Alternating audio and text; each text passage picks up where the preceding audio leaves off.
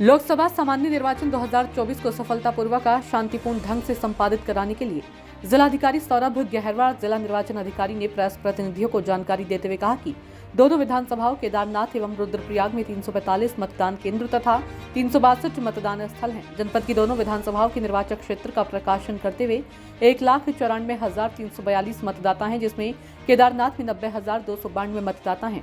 रुद्रप्रयाग विधानसभा में 1,04,050 मतदाता हैं, जिसमें दोनों विधानसभा में महिला मतदाता 97,767 तथा पुरुष मतदाता 96,575 है। दोनों विधानसभा में सर्विस मतदाताओं की संख्या 5300 है, जिसमें महिला सर्विस मतदाता 34 तथा पुरुष सर्विस मतदाता 5,266 है। जनपद की दोनों विधानसभाओं में 2310 दिव्यांग मतदाताओं की संख्या है, जिनमें केदारनाथ विधानसभा में 1079 तथा रुद्रप्रयाग में 1231 दिव्यांग मतदाता हैं।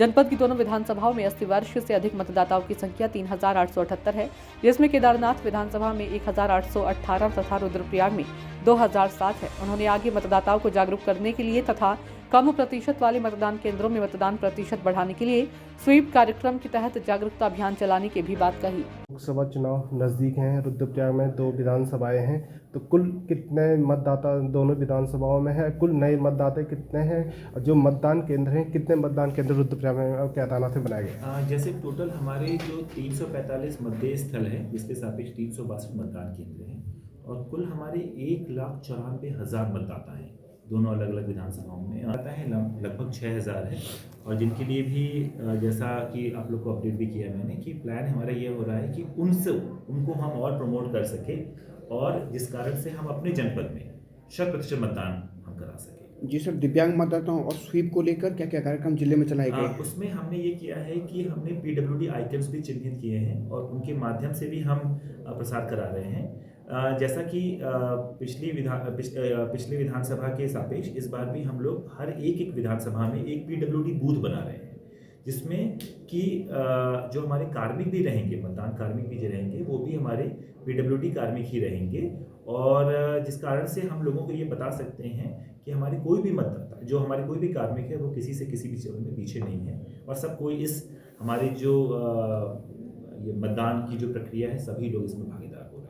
सर, एक और चुनाव लोकसभा चुनाव होना है, दूसरी ओर मई में केदारनाथ के भी कपाट खुलने हैं, तो ऐसे में किस तरीके से प्रशासन दोनों चीज़ों को एक साथ मैनेज करेगा? जी, इसमें हमारा प्लान ये है जैसे कि मतदान के जो संबंध में हम इसीलिए प्रयास कर रहे हैं कि हमारे सभी कार्य जो भी हमारे इलेक्शन प्लानर है इसके अनुसार सब टाइम पे चलता रहे।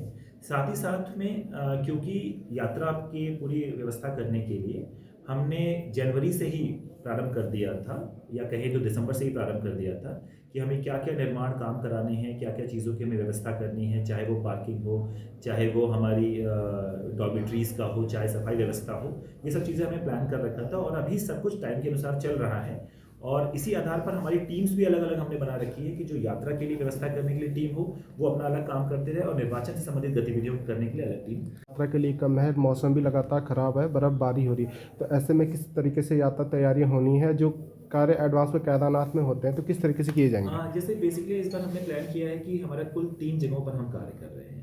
पहला काम है यहाँ से लेकर के गौरीकुंड तक में, जिसके आसपास पार्किंग्स, रोड, वॉल पेंटिंग, सफाई व्यवस्था, घोड़े खच्चरों के संचालन के लिए उनकी पार्किंग, मतलब पहले घोड़े खच्चरों के लिए पार्किंग नहीं हुआ करती थी उनके लिए, तो 2-3 स्थल पर वो बनाना।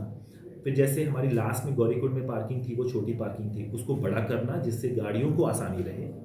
रोडों को, मार्गों को चौड़ा करना, आप गौरीकुंड में भी देखेंगे बहुत से मार्ग अब चौड़े किए जा रहे हैं जिससे यात्री और गाड़ियाँ साथ में निकल सकें, जिससे उनको प्रॉब्लम ना हो।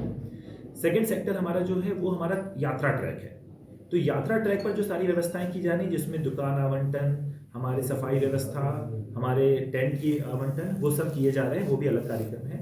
थर्ड हमारा जो सेक्टर है वो केदारपुरी को लेकर के है, जहाँ पर हमारे वो सारी सिस्टम्स रखे जाएंगे, जहाँ पर जो हमारे गेस्ट हाउस बनने हैं, जो हमारी मंदाकिनी का एज बनना है, वो सब काम स्टार्ट हो जाएगा। तो जैसे ही वहाँ बर्फबारी खत्म हो जाएगी वो काम भी वहाँ प्रारंभ कर दिया जाएगा। तो सेक्टर वाइज काम करने से हम लोग को भी इसमें कार्य को समय से करने में सफलता प्राप्त होगी। Okay sir.